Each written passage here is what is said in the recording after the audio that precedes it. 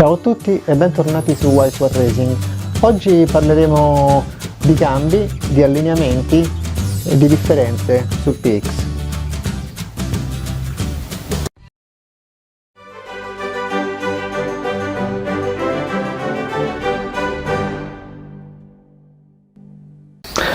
Dunque, oggi parleremo appunto del cambio del PX e di come fare per allineare gli ingranaggi alle posizioni della crociera nei rispettivi rapporti preselezionati dal selettore.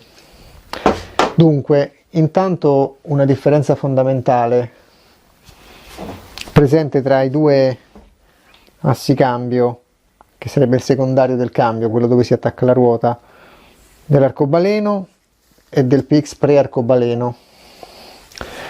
Intanto l'arcobaleno si riconosce perché ha il fermo da tutte e due le parti, mentre invece il pre-arcobaleno da una parte è proprio fuso, la battuta verso la ruota fa parte del pezzo e c'è solo il fermo dalla parte del preselettore, invece l'arcobaleno appunto ha il fermo sia di qua che di là. L'arcobaleno rappresenta una grande evoluzione, infatti la crociera dell'arcobaleno non si rompe praticamente mai perché, come vedete, questo che è pre-arcobaleno ha le fenditure dove scorre la crociera lisce, questo che è arcobaleno ha le fenditure che presentano dei piccoli dislivelli, cioè quando la crociera è nei vari rapporti si incassa in questa piccola risega che è presente sull'asse, ed è stata questa un'innovazione grande perché la crociera su cui si esercita la spinta del motore, perché l'ingranaggio che è trascinato dal primario forza la crociera a girare in avanti, più la forza, più per la crociera è difficile uscire dall'ingranaggio perché il dente presente sulla scanalatura la blocca, ed è questo il motivo perché il cambio arcobaleno funziona meglio e le marce non saltano mai. Tra l'altro la crociera dell'arcobaleno è anche più robusta perché è piatta e ha tutti e quattro i bracci della stessa dimensione, mentre invece nella vecchia crociera bombata di questo tipo due bracci sono molto più sottili. Ecco qui. Queste sono le due crociere a confronto, crociera arcobaleno, crociera pre-arcobaleno. Crociera pre-arcobaleno che praticamente è stata in produzione per un lunghissimo periodo, il TS già aveva questa crociera, i primi PX e tutti, è uguale come tipo di forma e di proporzioni a quelle delle Vespe ancora più vecchie, solo che per esempio sulla GL, sulla Sprint, su queste Vespe così ha un dislivello in questa parte perché c'è un incasso dell'asta del preselettore, però insomma la crociera è sempre stata questa. Dall'arcobaleno in poi hanno prodotto questa che è molto meglio, anche come si vede anche lo spessore, penso che si riesca a vedere, a apprezzare la differenza, specialmente su questo braccio. Vedete, questo braccio qui è sottile, questi altri sono tutti quanti spessi.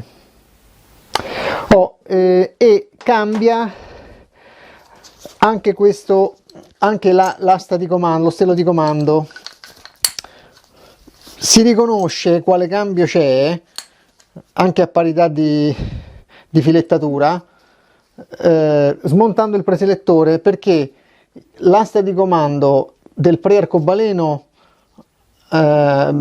si svita con una chiave da 13, mentre quella dell'arcobaleno da 17, quindi si riconosce benissimo da qui quale cambio è montato.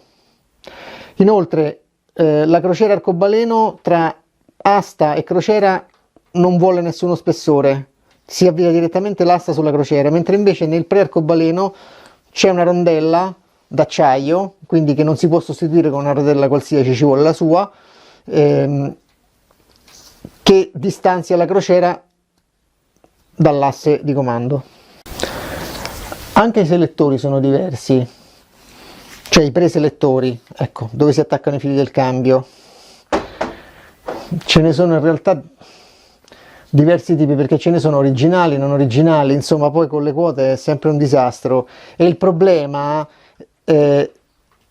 ha un'influenza enorme sull'allineamento, e mentre sul cambio arcobaleno l'importanza di un allineamento precisissimo è secondaria, perché tanto la crociera va a finire nello scasso, quindi anche se sta un millimetro più in qua o uno più in là non succede niente, non si rompe comunque, le marce non saltano lo stesso. Invece sul arcobaleno, se è mal allineato il cambio, dopo la crociera dura veramente poco. Dunque, per valutare i preselettori bisogna metterlo intanto sulla terza e poi si vede col calibro. Si poggia il calibro sul pattino e si vede quanta distanza c'è dal pattino col preselettore in posizione di terza e il piano di battuta sul carter. Allora, quello dell'arcobaleno deve essere a 0 o appena sopra lo 0, roba di meno di mezzo millimetro, ed è arcobaleno. Quello non arcobaleno a una certa distanza, circa un millimetro, poco più, vedete? Sono oltre.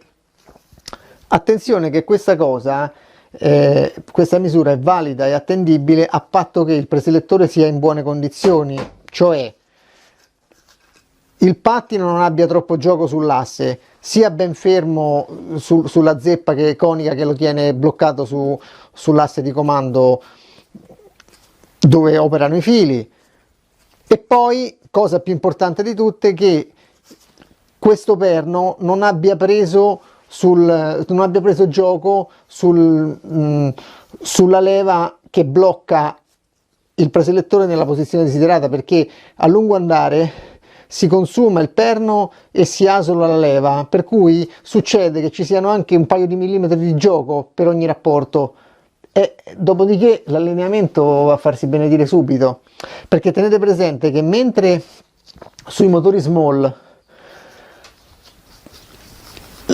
ci sono meno elementi, per cui fatto l'allineamento ci sono meno cose che lo possono influenzare. Qui, anche se il cambio in teoria sarebbe allineato, poi ci sono vari giochi, perché c'è il gioco del pattino, c'è la stina che può prendere gioco in questo punto, si può fare l'asola qui, e poi non solo, c'è lo spessore della guarnizione, no? Questa guarnizione qui, ce ne sono di vari spessori, anche questo ha il suo peso. Quindi può essere utilizzata per perfezionare l'allineamento, però va tenuto in considerazione tutte queste cose, fanno sì che l'allineamento possa essere pessimo e la crociera durare veramente poco. Dunque, adesso vediamo, o almeno iniziamo a vedere, non che vi faccio sorbire tutto quanto l'operazione, però come poter allineare gli ingranaggi. Allora, io in questo carter semidistrutto ho tagliato la parte sotto in maniera da poter realizzare, insomma, un oggetto che simuli il cambio in posizione di funzionamento, però mi permetta di vedere che cosa accade. Chiaramente questo lavoretto va fatto rapporto per rapporto, quindi si mette l'ingranaggio della quarta. Cominciamo, vi faccio solo vedere, eccolo qua. Poi si chiude il carter,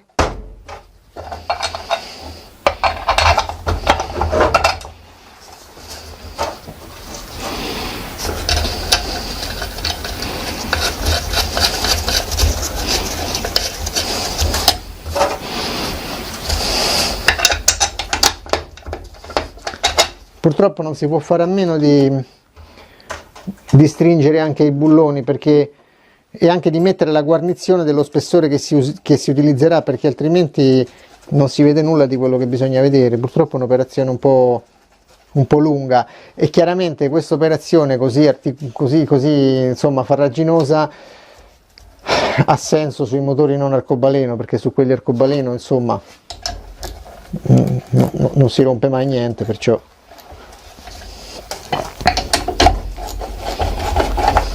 ecco qui.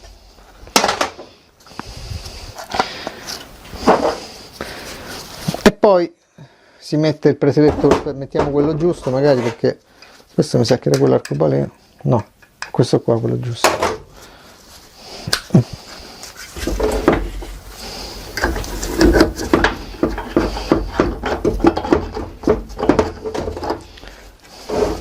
Adesso io non lo stringo, lo mando a battuta, vabbè, sulla quarta corrisponde, ma è naturale.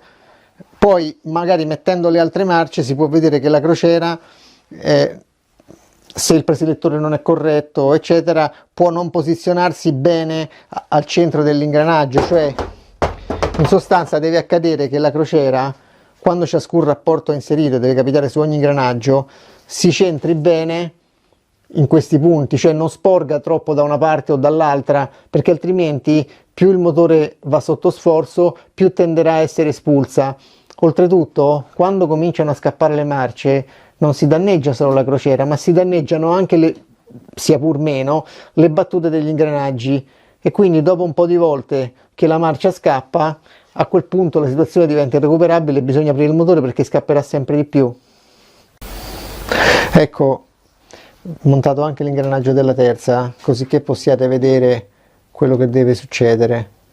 Ecco, vedete che adesso questa è una crociera consumata, però non ha importanza.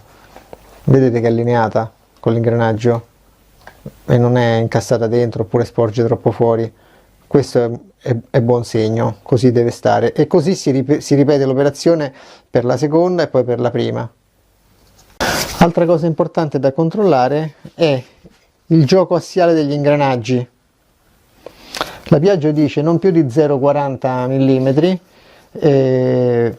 0,20 in assemblaggio. Si può fare anche di meno, nel senso che purché gli ingranaggi non forzino, che non siano duri, perché se forzano tra loro poi le marce non entrano. Però se ci si mette anche a 0,1 così va bene. Ora, specialmente se il motore è un po' potente, attenzione però, con la crociera bombata non conviene comunque esagerare con la potenza, perché si presta di meno. Bisogna fare un allenamento molto buono, ma comunque è un cambio più delicato e più soggetto ad avere problemi che le marce saltino. Sull'arcobaleno è diverso, nel senso che le marce tendono a non saltare. Un buon allineamento migliora, quindi ci si può mettere tranquillamente intorno a 0,10, così e il cambio funziona benissimo ed è estremamente duraturo. I rasamenti ci sono di varie misure. L'arcobaleno ne monta due sottili intorno al millimetro, poi ci sono delle maggiorazioni da una parte e dall'altra. Invece il pre-arcobaleno c'è un solo rasamento di spessore doppio che sta dalla parte del preselettore di qua. In origine ce n'è uno intorno ai 2 mm di spessore. Poi ci sono delle maggiorazioni, costano cari perché costano credo anche 11 euro l'uno, 11-12 euro l'uno, quelli originali. Però sono soldi ben spesi perché è molto importante, altrimenti il cambio funziona male e dura poco. Se ti è piaciuto il video, lascia un like e condividilo con i tuoi amici. E ricorda, White War Racing non è un'officina, ma un'associazione sportiva dilettantistica che prepara motori solo a fini sportivi e solo ai propri associati.